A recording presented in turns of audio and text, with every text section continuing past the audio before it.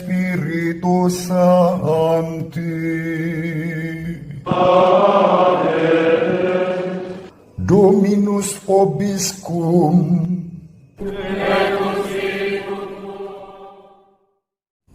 Sahabat peradaban kasih yang terkasih dalam Kristus, selamat berjumpa dalam Renungan Harian bersama saya, Romo Alois Budi Purnomo PR, melalui channel ini. Hari ini adalah Hari Raya Hati Yesus yang Maha Kudus. Saya sengaja mengenakan velum ini, karena velum ini menjadi kenangan bagi saya di saat-saat 25 tahun saya melayani sebagai imam Tuhan dalam gereja Katolik. Setiap kali saya melayani umat dalam adorasi Ekaristi, velum ini saya kenakan. Dan velum ini menjadi berkat bukan hanya bagi saya, tetapi juga bagi umat yang ikut ambil bagian di dalam adorasi Ekaristi. Entah itu dalam prosesi singkat, dalam adorasi Ekaristi abadi, maupun di dalam perayaan-perayaan Ekaristi pada hari Jumat pertama yang didedikasikan, dipersembahkan kepada hati Yesus yang Maha Kudus, seperti disampaikan oleh hati Yesus yang Maha Kudus sendiri kepada Santa Margarita Maria Alacoque di Parles-les-Monial di Prancis. Sahabat yang terkasih, kita berdoa, ya hati Yesus yang Maha Kudus, jadikanlah hati kami seperti hatimu. Saya pribadi bersyukur boleh berziarah ke tempat saat hati Yesus yang Maha Kudus menampakkan diri kepada Santa Margarita Maria Alacoque di Parles-les-Monial di Prancis. Sahabat yang terkasih, pada hari raya ini kita merenungkan Injil Yohanes bab 19 ayat 31 sampai 37. Disitulah pertama kali hati Yesus yang Maha Kudus memancarkan kerahiman Allah justru setelah kematian Yesus.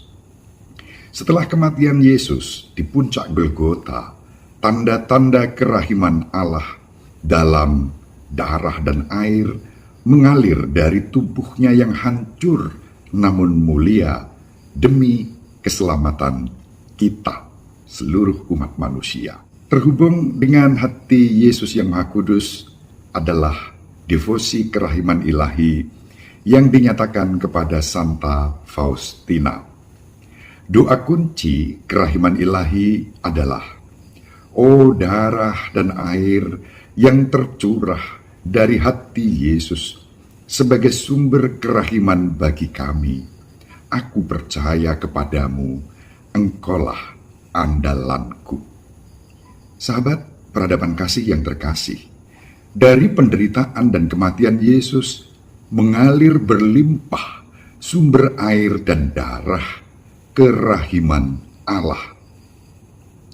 Kerahiman Allah dialirkan kepada kita orang-orang yang rapuh, yang berdosa, yang ringkih dan lemah. Sahabat yang terkasih, gereja dan sakramen pertamanya lahir pada saat lambung Yesus ditikam. Dari lambungnya mengalir darah dan air yang melambangkan sakramen-sakramen bagi gereja. Sama seperti seorang bayi lahir dengan semburan air dan darah, kita mengalami kelahiran baru sebagai anak-anak Bapa melalui air pembaptisan yang menyucikan kita dari belenggu dosa asal, dan darah perjanjian baru dicurahkan untuk memelihara kehidupan kita. Pada gilirannya, gereja merawat kita sebagai anak yang baru lahir dengan cinta dan kerahiman yang istimewa.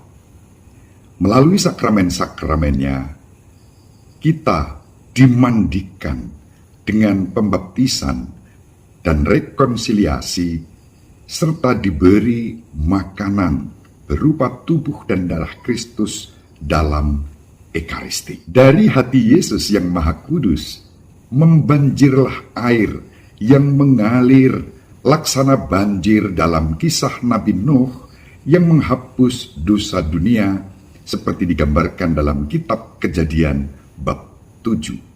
Air yang mengalir serupa dengan air yang mengalir ketika Nabi Musa memukul batu di Horeb, memberi minum kepada umat Israel yang kehausan saat mengembara di padang gurun, seperti digambarkan dalam kitab Kejadian bab 17 ayat 6. Air yang mengalir dari hati Yesus yang Maha Kudus, para sahabat peradaban kasih yang terkasih, adalah air kehidupan. Air kehidupan yang sama, yang merupakan mata air yang memancar sampai kepada hidup yang kekal dari hati orang yang percaya. Itu yang dikatakan Yesus sendiri dalam Injil Yohanes bab 4 ayat 14. Air kehidupan ini adalah air pembaptisan yang darinya kita dilahirkan dari air dan roh.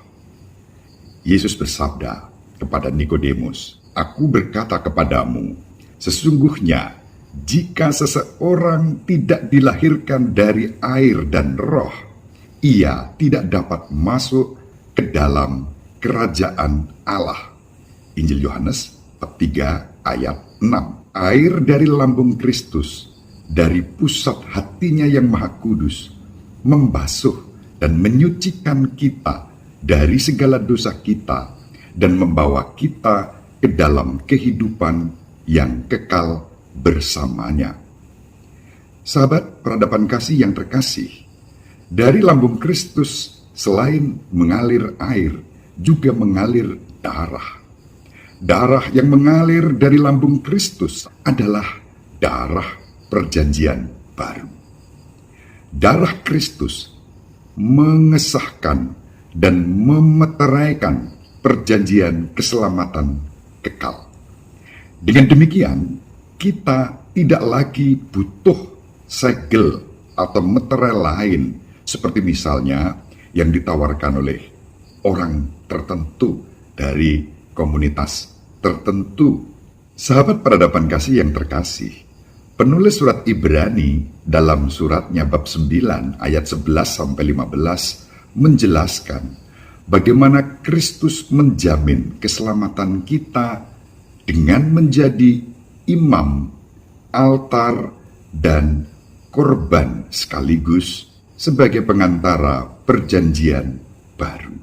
Ketika kita makan dan minum korban kudus tubuh dan darah Kristus, kita berpartisipasi dalam mezbah perjanjian.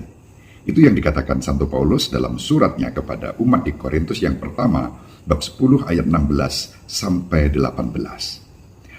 Dalam sakramen ini, sakramen Ekaristi, kita disucikan dari dosa kita dan dijiwai dengan roh Allah sendiri, yakni roh Kristus.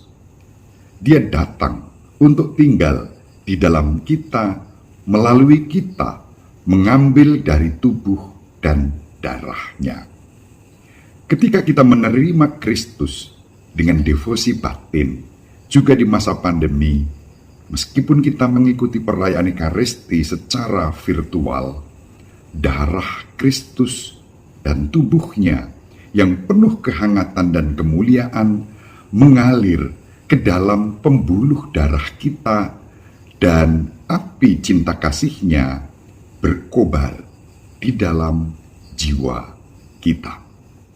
Sahabat peradaban kasih yang terkasih, mari dengan bahagia kita syukuri hari raya hati Yesus yang Maha Kudus ini.